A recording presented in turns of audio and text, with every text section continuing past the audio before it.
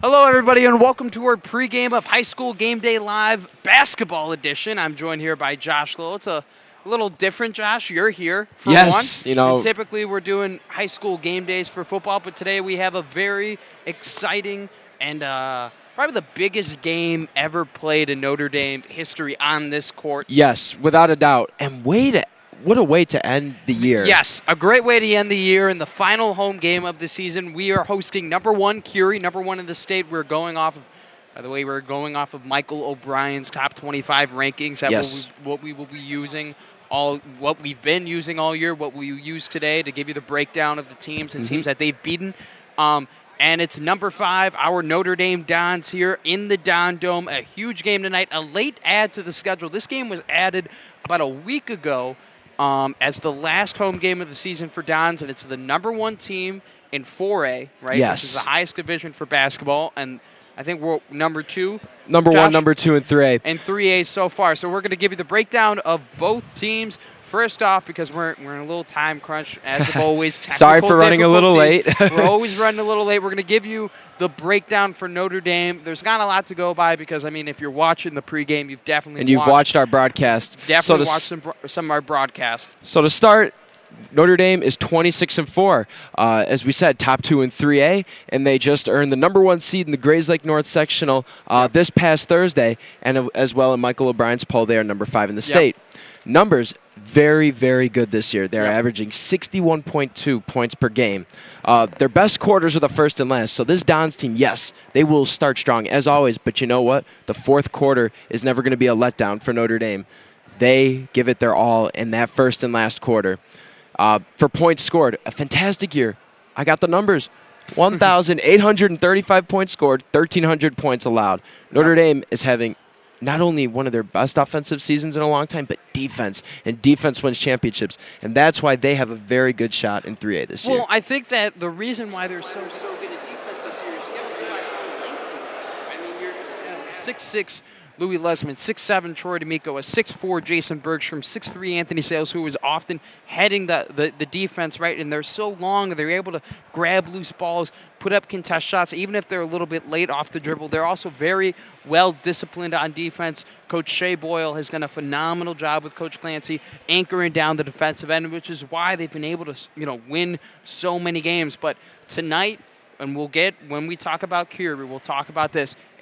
The key will be defense, right? But you won't see a lot about it, right? Because Notre Dame averages 61 points per game, right? Curie's averaging 68. 68. I mean, this is going to be, for Curie, and we'll get to this later because it's such a huge point of emphasis for today's game. The best defense is a great offense tonight. I mean, you're going to see a lot of fast breaks, a lot of transition defense, I would expect a lot of dunks. I mean, if there was going to be a show on a night, it's going to be this one because it's just going to be a lot of back and forth moving. And like we said before, I mean, this Notre Dame Dons team, like you've seen all year, super athletic. But the beauty about this team, Josh, is that they can shoot the 3, but they are not live and die by the 3, right? If Notre Dame can't get the 3-point shots to hit tonight, they can rely on putting it in the post with Troy D'Amico, or maybe even driving with Anthony Sales. Yeah, they have great penetration in the paint. If you see, with St. Pat's, they ran a 1-3-1 to Stein excuse my words, to try and stop, any penetration into the paint, and he feeds to D'Amico. And you know what? Louis Lesman's pulling up from, 22 feet, Same with Jason Bergstrom. So Notre Dame has found a way, with Coach Boyle and Coach Clancy just to figure out the defenses. Yep. And Notre Dame has a lot of momentum coming to this game. A lot of momentum. Last Friday, they defeated Carmel to get a share of the conference title at Marian Catholic. They ended 8-1. In conference, they were the best defensive team. And as well, they scored the most points in conference games. Yep. And Louis Lesman and Troy D'Amico finished in the top 5 scorers of the conference, which is tough because you have guys like Connor Cochera, Aaron Eulis. Eulis, yep. A lot more. We don't have the list on us right now. Someone from NAS. But we're going to go from the keys to the game for Notre Dame tonight. And like we had stated before, it's defense, right? Notre Dame is, if they're going to win this game, they're going to have to win this game 68 to 60, 73 to 68. It's going to be a high-scoring game. But transition defense is the key to this game tonight. You're going to see a lot of Curie. Their offense is 7 seconds or less, right? Once they get across half court, Coach Shea Boyle told me this, that they're averaging about 7 seconds when their first shot up. Yes. Tonight against Curie, you're not going to see a whole lot of ball movement. You're not going to see a lot of good to great shots. Once they get a shot, they're going to take it. And it's important for not only the Dons to rebound that ball, right, and to stop extra possessions, but when they miss a shot tonight, all 5 guys have got to get their butts back on defense, right? Because this Curie team loves to capitalize on transition points. They are quick and they are fast. And one guy to look out for tonight, which is something that the Dons, I mean, even before the Louis Lesman, Troy D'Amico, Anthony Sales era, they've always been deceptive to small point guards, small, quick point guards. And one to look for tonight is, here we go, I'm looking for him right now. We're reading the writing. Their point guard, yep. I don't know who their point guard is, but he's very quick. He's very fast, a small guy, and that's going to be a tough battle for the Dons to look out for. I mean, yeah, they have to get back on defense. Yeah, back in 2016, in the Super Sectional when Notre Dame played Curie, their point guard was Elijah Joyner, and there was a clip on the CNN 100 highlights of him just busting down the court. Yeah. It's speed. This is going to be a fast-paced game. Yeah. If you watch the Morgan Park game on TV or you were at the Bogan game at Mount Carmel, it is going to be a 66-59, a 58-56. You need to be able to play on transition. And something that they're going to need to do tonight is that you're going to see a lot of a 1-2-2 press by Curie. Curie is going to be pressing a lot of the night tonight, especially if they're down. Even if they have a lead, they're going to be pressing the 1-2-2. So the Dons need to learn how to capitalize off of that press break, something that I assume that they've been practicing a lot of over the last couple practices on how to break the 1-2-2. Defenses for Curie, or for Notre Dame, I've been told that they're going to start off in the man-to-man, but they might switch to a 32-3-2 zone as they get deeper into the game. We're going to go to our interview with former sophomore basketball coach, Mr. DeFranza. So we're not going to take a break. We're going to switch you guys out right now.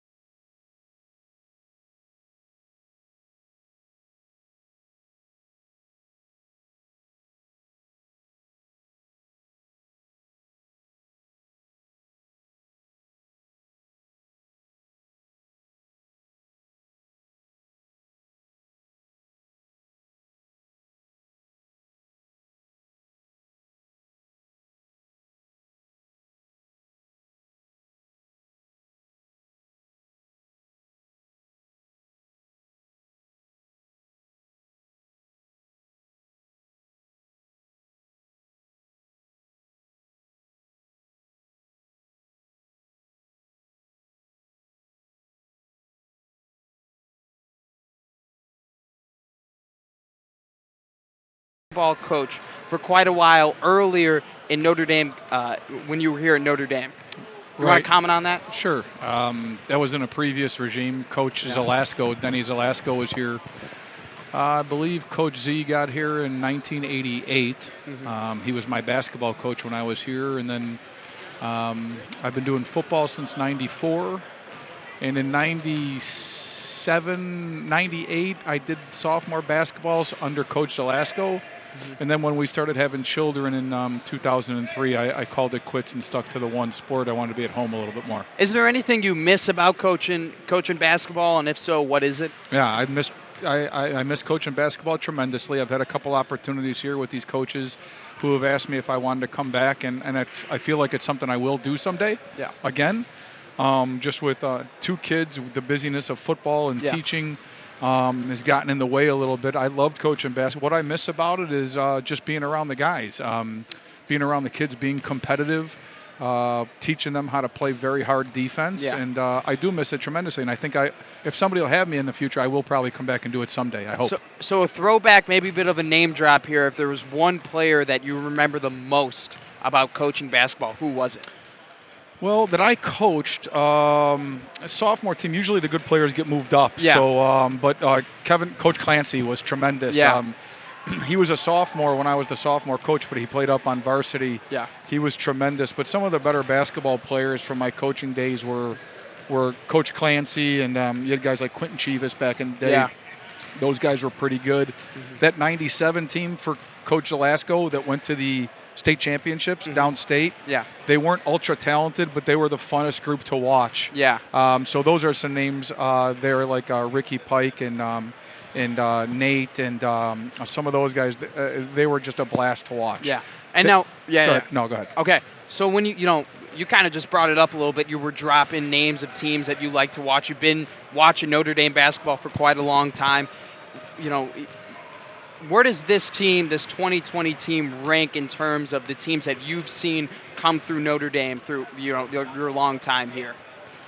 I haven't probably missed too many home basketball games since the early 70s. I was coming here as a little kid, so I've seen just about every team since probably about 74, 75 here. I remember watching Isaiah Thomas play here. Wow. St. Joe's coming here, and it was either 75 or 76. I can't remember. Yeah. But in terms of Notre Dame basketball teams, this is probably the best team I've seen Notre Dame have. Yeah. In terms of talent, that 97 team, or 97, 98 team that Coach Zelasco had was not ultra talented, but there's never been a team play as a team like they did. And Clancy was on that team. Clancy was a junior on that team. They were tremendous. That's the best team I've seen. This group has the most talent. Yeah. And we don't know what the end of the book is yet. So we'll wait to see if they're the 100%. best team or not. But they're way up there. Yeah. They play really hard. They're unbelievably talented. And they, by the end, when it's all said and done, I would think and hope that they would be the best team Notre Dame's ever had in the history of the school. So, like you said before, you're most notably known for the coaching football, the defensive side of the ball. And one of your defensive players, Jimmy Murphy, is on the basketball team. Does it surprise you at all that Jimmy is such a potent two-sport athlete starting on the defensive side in football and basketball? No, not when you compete the way he does. He's just a competitor. I've watched Jimmy play since he's in fourth grade. Jimmy has always been the smaller guy on the quarter of the field. Yeah. He's always carried the biggest chip on his shoulder. He's an ultimate competitor. He doesn't back down to anyone. He was a tremendous football player, all over the field defensively, was our quarterback of the defense. Yeah. No, nothing Jimmy does surprises me, because when you compete as hard as he does, you give yourself a chance. And anybody who would ever underestimate Jimmy Murphy is in for a rude awakening in either sport. Now, I will tell you this. It took him a while to get his basketball legs back. We had a nice run in football again.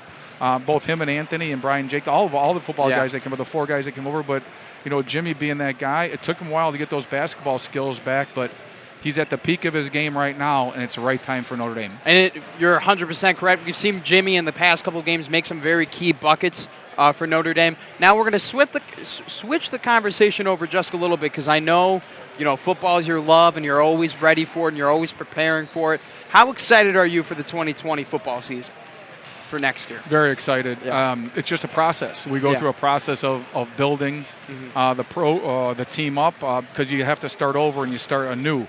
Yeah. I'm so fired up for it. We got some tremendous athletes coming back. We're going to be fast again. Yeah. We really need to develop both sides of the ball up front. But, these guys, these juniors who are going to be seniors, they don't know what it's like to lose.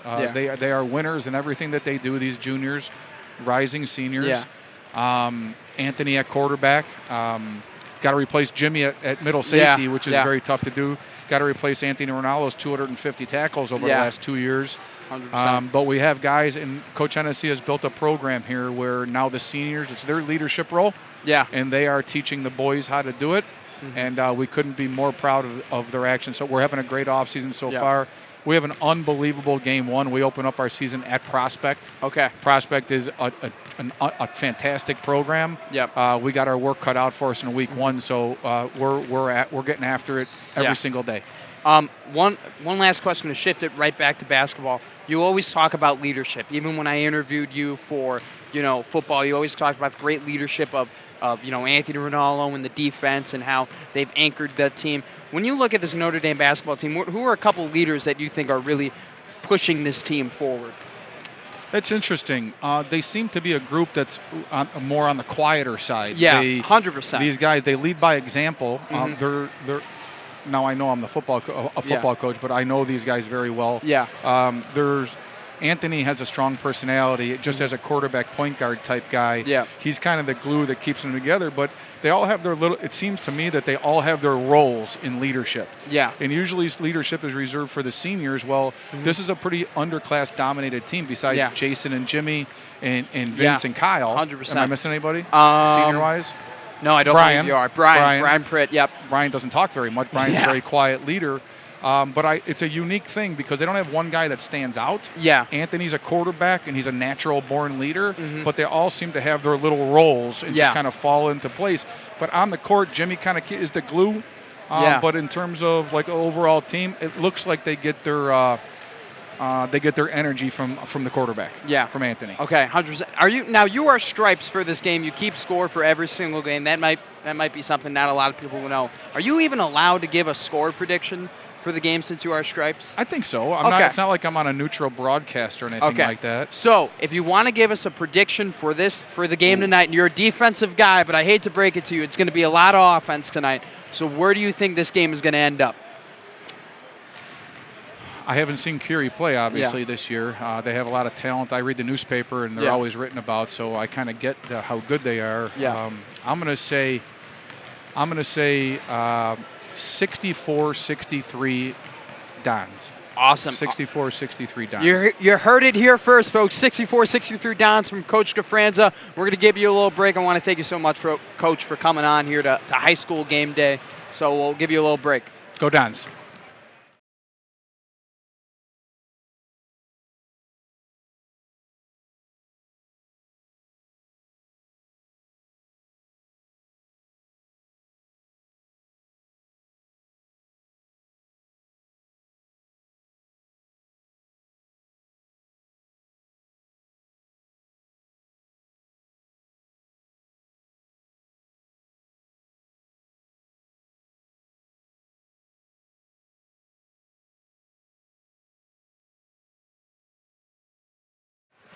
All right, we're back here, and we're going to talk about the keys to the game here. We're going to give you some scouting reports on Curie.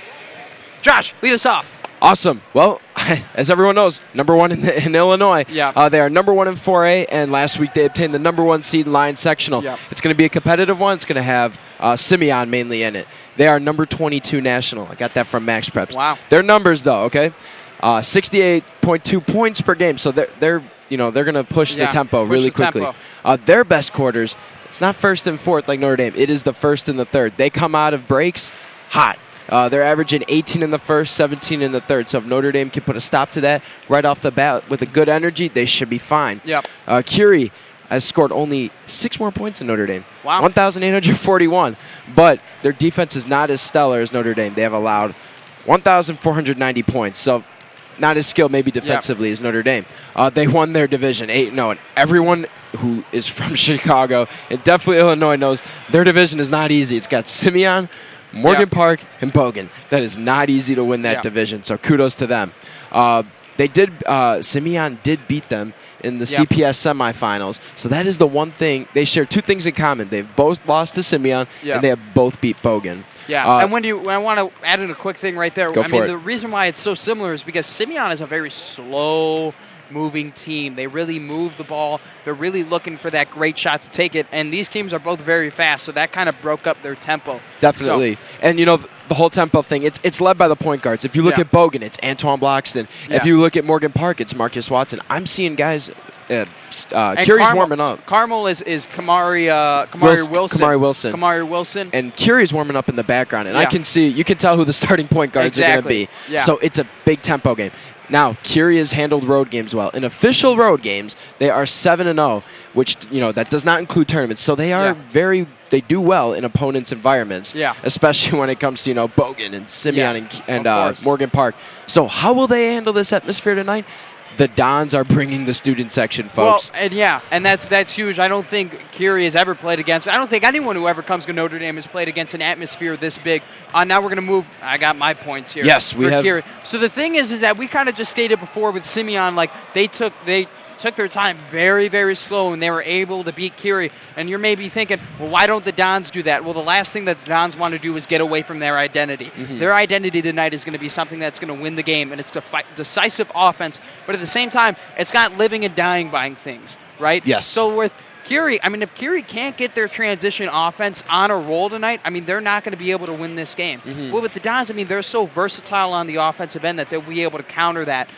Some key players here from Curie today. Raheem Hinton, for sure. Their best player, Hinton, is a three-point shooter. He's always looking to score. I mean, this guy is like Lou Williams. He's always looking to catch the ball and shoot it. Another great player to watch here is number 2.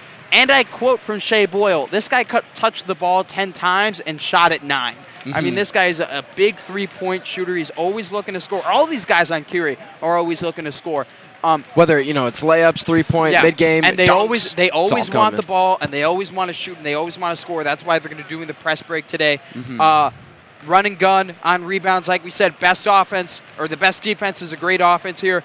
So, I mean, this is going to be an extreme offensive game here tonight. I expect a high scoring. I mean, it's going to be close, but it's going to be 70-68, and 73-67. And as Coach Boyle wrote, it is, as he says, the average is about 7 seconds, and then they will shoot in the half court. And it's like and Notre Dame can play fast. We've seen them beat Bogan and Morgan Park do it, but Notre Dame is also skilled. They can slow it down. And I feel like here is that if there's any team in Illinois that's going to be able to keep up with the athleticism and speed of Curie, it's going to be Louis Lesman, Anthony Sales, Troy D'Amico, and the rest of that ND squad. I mean, it's going to be a fun, exciting end of the season game here. So we're gonna give you a long break here as we're about an hour away from game time. The teams are going to be warming up here. They are warming up here. Curie's but down the here. Clock is going to start here in just a bit. So we're going to see you back here at around 6:20 for the start of the game. Once again, this was Matt McMaster and Josh Gould coming at you from the Don Dome. We will be back in about 50 minutes for Curie versus Notre Dame.